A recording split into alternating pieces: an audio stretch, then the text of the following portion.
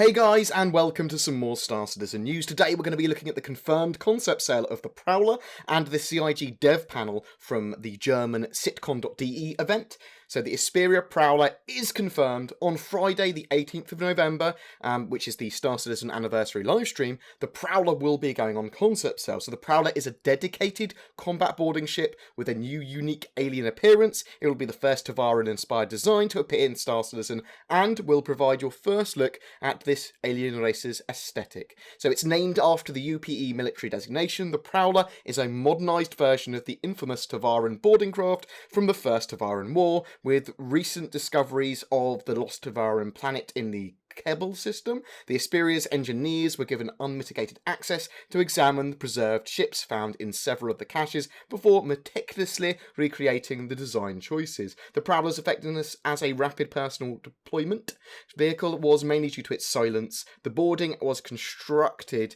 using a variety of techniques to minimise its signatures and get close to unsuspecting vessels before they quickly deploy their boarders via EVA.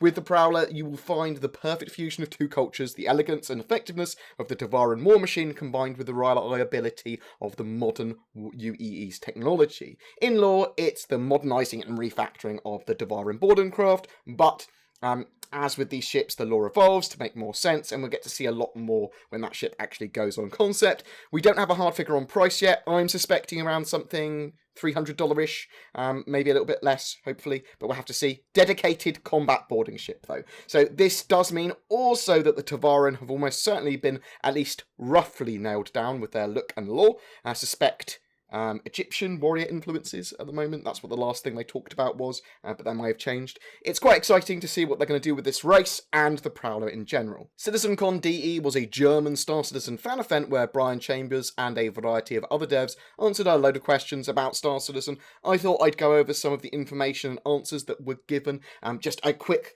compression of everything that was talked about. Animals and wildlife on planets. They're all going to have life cycles and 24-hour schedules like NPCs and the subsumption AI. So expect them to be drinking, hunting during certain times and more dangerous during others. This is true of the sandworm as well. Everything that is alive can die in the verse as well. That includes the sandworm from the CitizenCon demo, and you'll have to work out yourself how to kill that.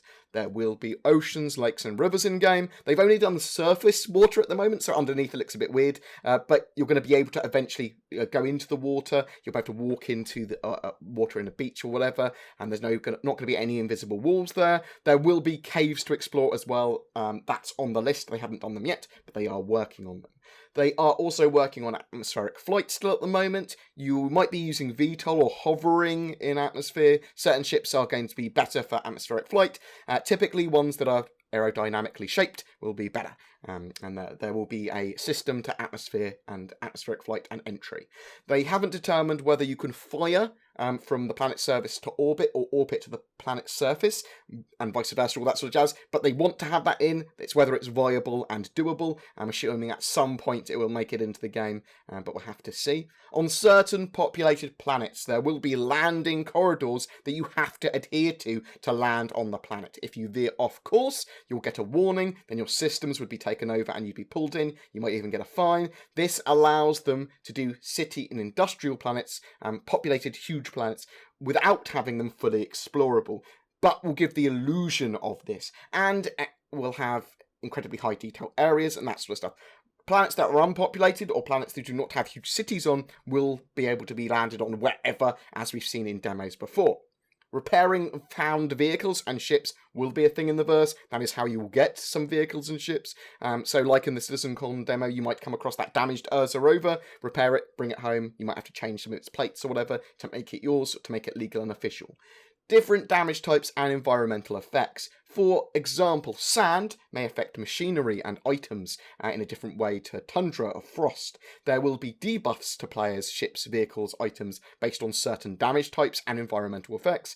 Each damage type will have its own thing that it does. As I said, that's true of environmental damage as well, and there will be ways of protecting yourself from that or those particular damage types or environmental effects. Dangerous planets are typically going to have good resources because they're harder to go and mine there or whatever. They'll be less tapped by people. Missions, bigger locations and set pieces will be permanent. For example, that giant javelin that we saw in the CitizenCon demo, that will always be there.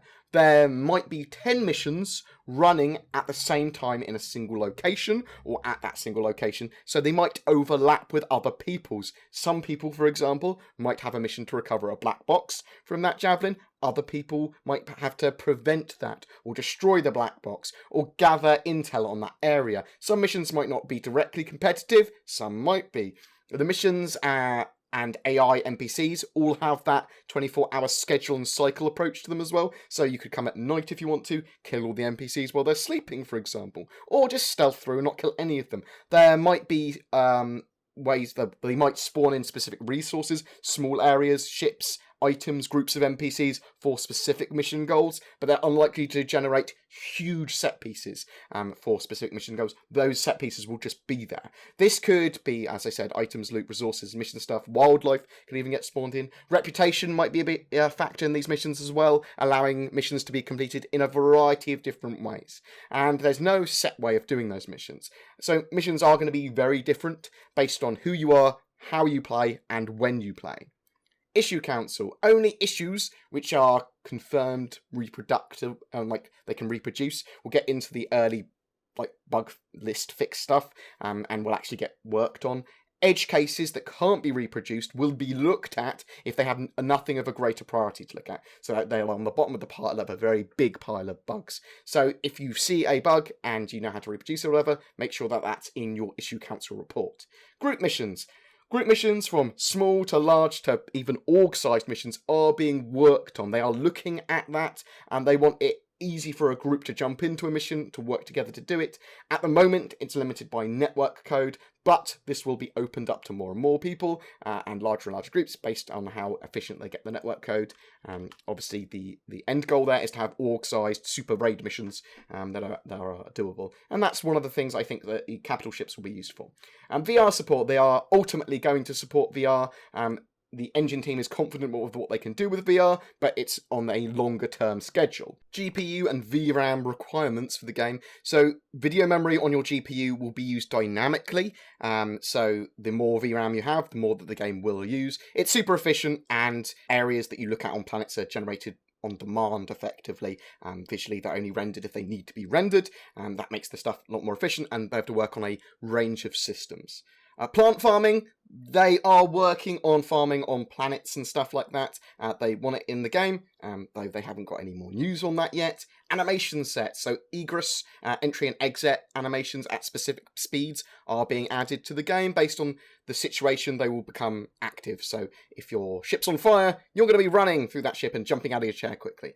They will smooth the animations for using things in general too, so animations don't snap aggressively to things. There'll be more smoothing in that. You'll be able to press buttons and things, and you'll feel like you're not being locked to the button or whatever. The use system that's evolving into the Inner Thought and Loot 2.0 system will require you to look, have a path to, and be in range of an object, so that you won't be able to glitch through turrets or enter ships in weird glitchy ways anymore.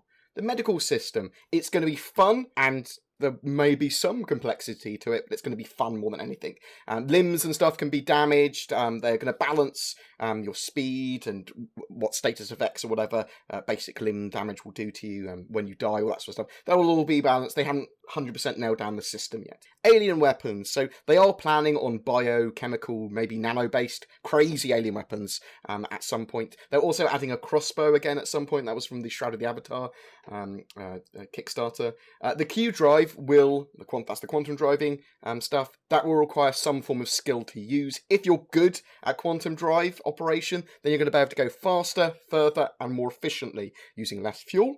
When I say skill-based, I mean your literal own personal skill as a player, because Star Citizen has no number-based skills or stats for players. It's literally your own personal skill, so literally learning and playing the game more will make you better. And that's kind of it. I'll link the CitCon panel and Prowler information in the description below. A special thanks to my Patreons and GameWisp supporters.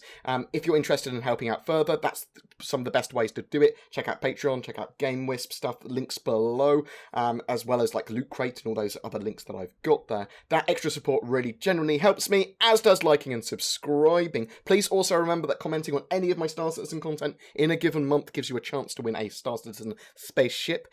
Thanks for watching, guys, and I will see you in the verse.